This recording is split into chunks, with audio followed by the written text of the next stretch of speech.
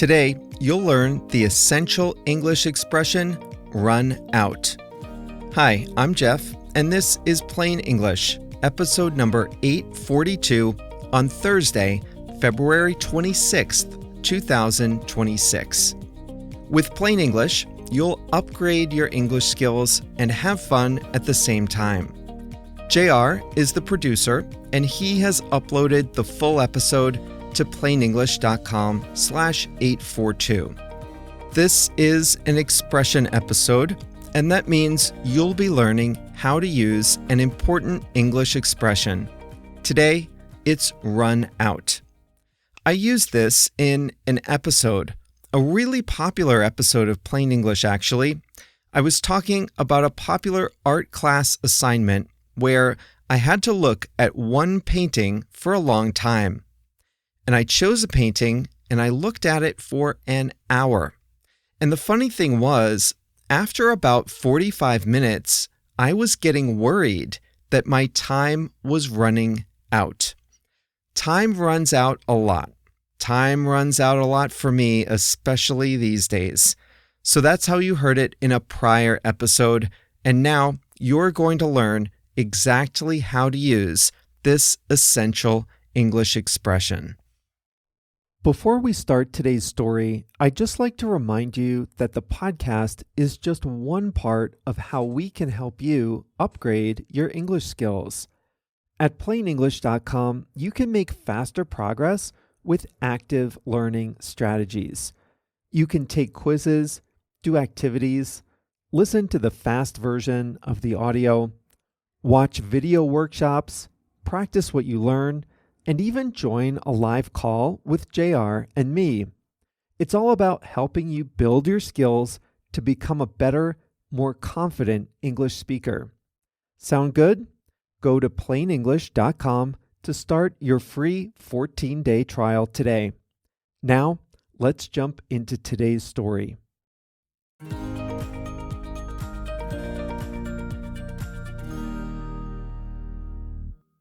Well, you guys are lucky today. I picked an easy one.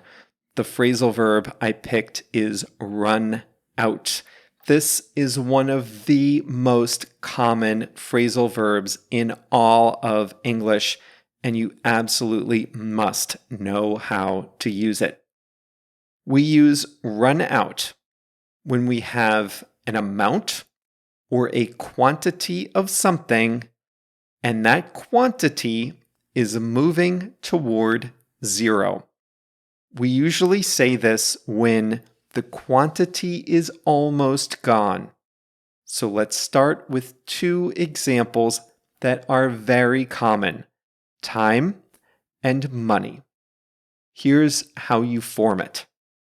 I am running out of time means that I'm the one who has time, and the amount of time I have is now going toward zero.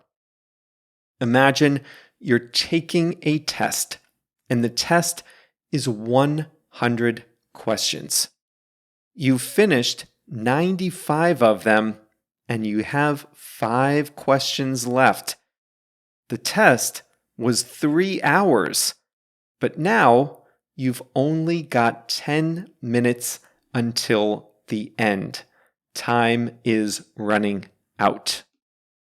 You once had 3 hours. Now you have only 10 minutes. Oops, now it's only 9 minutes. Time is running out. It's moving toward zero, and we are close to the end. I told you today that I spent an hour looking at a painting, a single painting.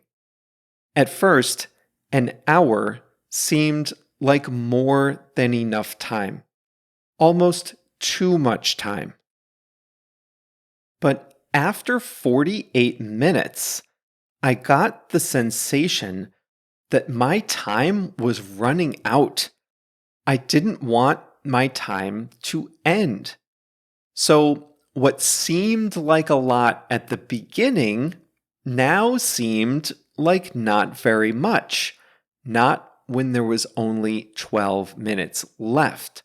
I started to feel a little sad that my hour would run out. Next, pretend you're renovating your kitchen. You have a budget to do all the renovations, but things cost more than you expected. And you also want to expand the scope a little bit. You want to do things that you didn't originally plan. That tends to happen with big renovation projects, right? Soon you realize you're running out of money for this project. The money you set aside for this project is moving towards zero. You're spending it all and you don't have much left. You need to stop ordering new things and finish the renovation because you're running out of money. In both these examples, we say, I am running out or we are running out to describe the sensation we get when what we have is moving toward zero. Just 10 minutes left in the exam. Just a few $100s left in the budget. We're running out. We're getting close to zero. We can also use this in the past tense. So what happens if you have guests in your house and everyone takes a hot shower in the morning? The last person has to take a cold shower, or at least a room temperature one. Why?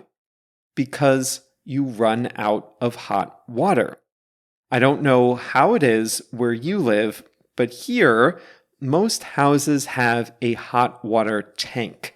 The tank starts full of hot water, and then as all the house guests cycle through their showers, the hot water slowly moves toward zero. If the water runs out, then you have to wait for the tank to heat water again. If you're the unlucky last person, you might have to say, we ran out of hot water. JR knows what it's like to run out of something in the morning. For some reason, this guy cannot monitor his supply of coffee beans. I don't know what it is, but he frequently runs out of coffee beans, so he has to go out and buy some more in the morning. And he tells me, I ran out of coffee again this morning. Have you ever run out of gas? I have never run out of gas. I've come close. My car tells me approximately how many miles I can drive before I completely run out of gas. I think I was down to 7 miles recently. And here's what I said to myself when I got to about 15 or 20 miles left.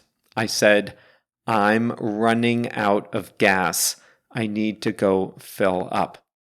But I have never totally run out of gas. And that would not be fun, especially since last weekend was like 100 degrees.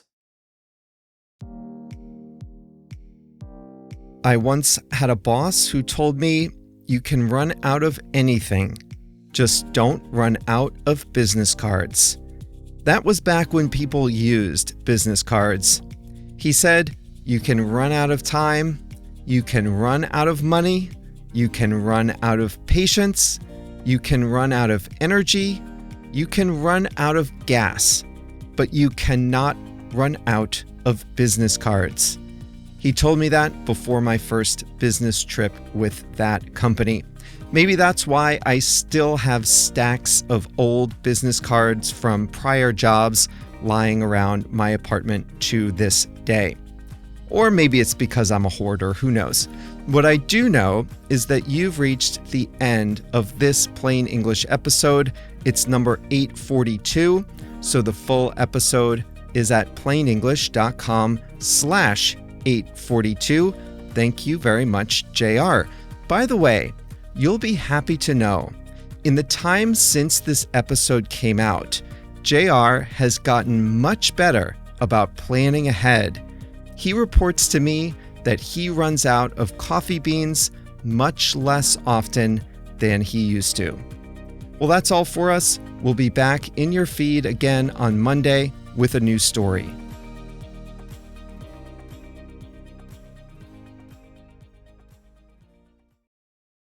Listen up if you speak Spanish, Portuguese, Chinese, German, French, Italian, Japanese, Polish, or Turkish.